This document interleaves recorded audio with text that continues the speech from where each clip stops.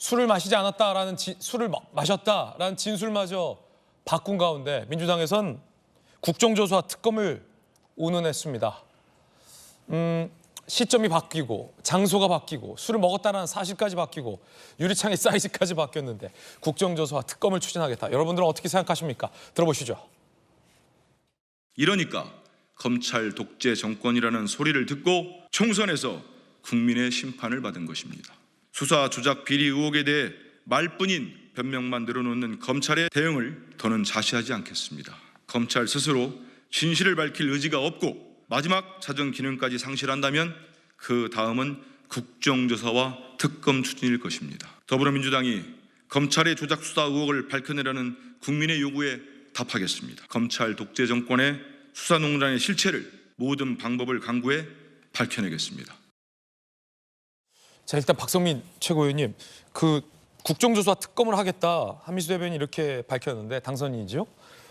검찰이 스스로 진실을 밝히지 않는다면이라는 물론 전제를 붙이긴 했습니다. 그런데 이제 검찰 쪽에서는 아니 여기서 뭘 더 밝히냐라는 입장을 내고 있는 게 6월 말에 출정 기록, 7월 3일에 출정 기록, 그리고 검찰 진술 녹화실의 어떤 유리창 크기, 그리고 교도관들의 진술, 그리고 김성태 전 회장의 진술, 쌍방울 직원들의 진술, 그날의 어떤 동선까지 다 밝혔는데 뭘 더 밝히라는 건가? 그리고 애초에 지금 계속 이화영 전 부지사의 진술, 주요 진술들이 바뀌고 있잖아요. 그런데 특검과 국정조사로 뭘 밝히고자 하는 건지 좀 여러 가지 좀 헷갈립니다. 어떻게 보십니까? 그러니까 일단은 지금 변호인 측에서도 이화영 전 부지사의 변호인 측에서도 이제 그 원래 날짜를 특정하지 않았었습니까? 근데 그 날짜를 특정하는 것을 넘어서서 한 몇 개월간, 한 3개월 정도 되는 그 기간 동안에 모든 기록을 공개하라 이렇게 요구를 하고 있어요. 네. 아무래도 이제 이화영 전 부지사 측이 주장했던 이야기들은 상당히 구체적인데 그 시점이 좀 맞지 않는다라고 판단을 하는 것 같아요. 그러다 보니까 그 3개월간의 기록을 전체적으로 공개하면 드러나는 것이 있을 것이다 이렇게 보는 것 같고 민주당에서도 이화영 전 부지사가 저 정도로 구체적으로 이야기를 했고 여러 가지 정황들을 설명했다고 한다면 여기에 대해서 그 특정한 날짜를 특정한 날짜와 관련된 자료를 공개하고 아니지 않냐, 이러니까 괜찮지 않냐 이렇게 검찰이 대할 것이 아니라 그 기간 동안에 전체 자료를 공개하고 그리고 자체적인 감찰을 실시해서 결과물을 보여달라 이런 주장을 민주당 입장에서는 하고 있는 것으로 보여집니다. 예. 그러니까 결과적으로 이화영 전 부지사 측의 진술이 좀 디테일한 부분은 바뀌었을지 몰라도 전체적인 틀의 본질은 변하지 않는다라고 생각하는 것 같아요. 민주당에서는 결과적으로 이 사안 자체를 5일이냐 3일이냐 연어를 먹었냐 술을 마셨냐 이걸 떠나서 사실은 검찰이, 그러니까 검사가 피의자를 회유해서 진술을 조작한 국기문란 사건이다 이렇게 보고 있기 때문에 이 사안의 본질은 변하지 않는다. 그러므로 자체적인 감찰과 그리고 추가적인 자료 공개를 통해서 검찰이 스스로 소명하지 않는다면 우리도 더 강경하게 나갈 수밖에 없다. 이런 입장을 내세우고 있는 것으로 보입니다. 예. 자, 이화영 전 부지사 진술이 계속 바뀌고 있는데 민주당 일각에서는 술과 연화가 없더라도 본질은 변하지 않는다. 국정조사 특검까지 운운하고 있습니다. 박성규 전 대변인께서 어떻게 보십니까? 일종의 코미디죠.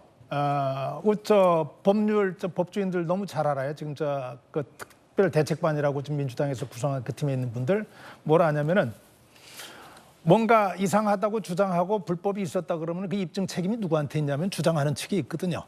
본인들이 입증을 해야 돼요. 본인들이 입증을 하기 위해서 그동안 여러 차례 얘기를 했어요. 이런 일도 있었고 저런 일도 있었고 이거 공개해라 저거 공개해라. 다 공개했어요. 안 나왔어요. 안 나오니까 지금 특별대책판을 더 크게 만들어가지고 대응을 하는 거예요. 근데 우리 너무 잘 알잖아요. 법정에서 진술이 의미를 가지기 위해서는 한 가지 전제 조건이 있어요. 그게 뭐냐면은 일관돼야 돼요. 일관된 얘기가 나와야지 법정에서 이 얘기는 그래도 믿을만 하겠구나 이거 받아들이는 거예요. 그런데 지금 일관성이 다 무너졌잖아요. 이화영 본인의 얘기, 변호인 측의 얘기 다 무너졌는데 저렇게 밀고 가고 있단 말이죠.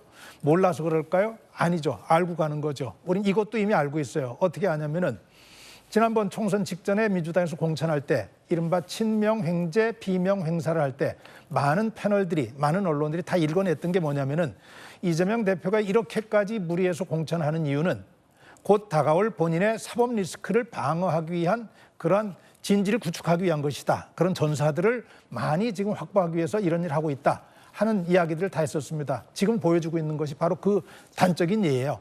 특별대책판 국민 모두가 진술이 지금 다 엉터리로 뒤바뀌고 있다는 것 알고 있고 입증도 못하고 있고 그러면 저 그냥 넘어가고 분명하게 6월 7일 날 되면 재판부에서 다 판단할 거란 말이에요. 그걸 알면서 대책반을 구성해서 저렇게 밀어붙이는 이게 뭐냐. 아, 그때 우리가 우려했던 이재명 대표의 사법 리스크를 저렇게 방어하는구나 하는 것들을 읽어낼 거예요. 그러면은 이런 의문이 들 수가 있죠.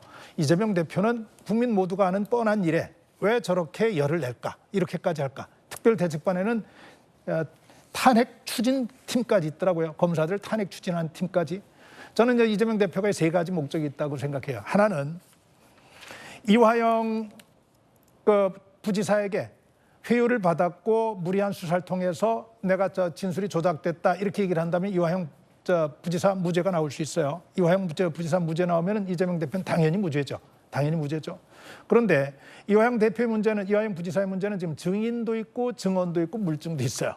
그래서 빠져나가지 못해요. 빠져나가지 못하는 경우에 이화영 대표가 유죄를 받는다고 할지라도 이재명 대표와 관련된 부분에서 회유가 됐다고 하는 것을 재판부가 받아들이게 되면 이재명 대표는 빠질 수가 있어요.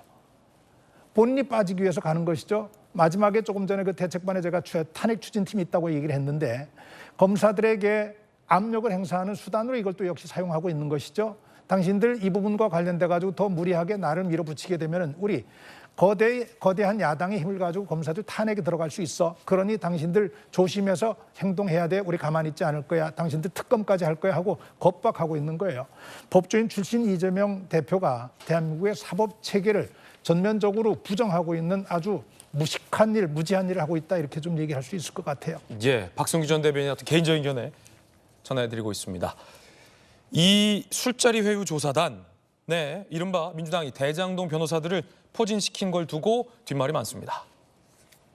이른바 이재명 대표에게 튈지 모르는 사법적인 불똥을 저지하기 위한 것 아니냐라는 일각의 관측도 나오고 있는 대목인데 대장동 사건 변호 당선인 5명이 전원 합류를 했습니다. 자, 이화영 전 부지사의 진술이 계속 바뀌고 검찰이 객관적 증거를 제시하는데도 불구하고 민주당에서 마치 의혹이 있는 것처럼 이렇게 특검과 국정조사 카드를 꺼내들고 있는 이유는 무엇일까요? 국민의힘에선 이렇게 해석했습니다. 재판을 방해하기 위해서라고 말이죠. 들어보시죠.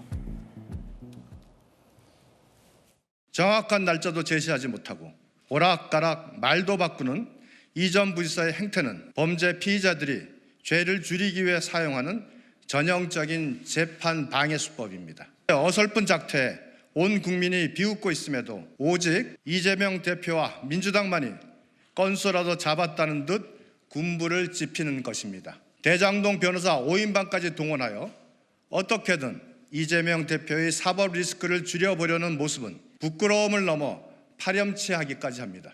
거짓을 진실로 둔갑시키고 그것으로 국민을 혼란케 하는 행태야말로 아주 심각한 국기문란 행위입니다. 전형적인 재판 방해 수법이다, 방탄이다라고 국민의힘에선 비판하고 있습니다.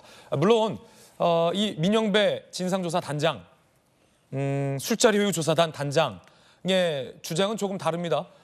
제보가 있다는 겁니다. 들어보시죠. 거의 10개월 전에 있었던 이야기를 하는데 예. 그것도 법정에 나와서 하는데 혹 장소와 시간과 이런 걸 정확하게 할 수 있겠습니까? 검찰이 이화영 씨의 이 발언의 약점들, 맹점들을 이렇게 추정해서 거기에 맞는 다른 증거들, 사실들을 갖다 붙인단 말이에요. 이 방식으로 접근하면 검찰은 이게 가려질 수가 없을 겁니다. 저희들이 이제 대책단을 꾸린다고 하니까 제보가 들어오기 시작하는데요. 가령 술을 어떻게 가져갔느냐 그런 제보나 네. 이화영의 진술이 왔다 갔다 한다 이 부분은 진실과 허위가 그 경계 지점 어리점에 있는 부분을 검찰이 적절하게 지금 활용해서 언론 플레이를 하고 있는 거죠. 제보가 들어오고 있다라고 반박하고 있습니다.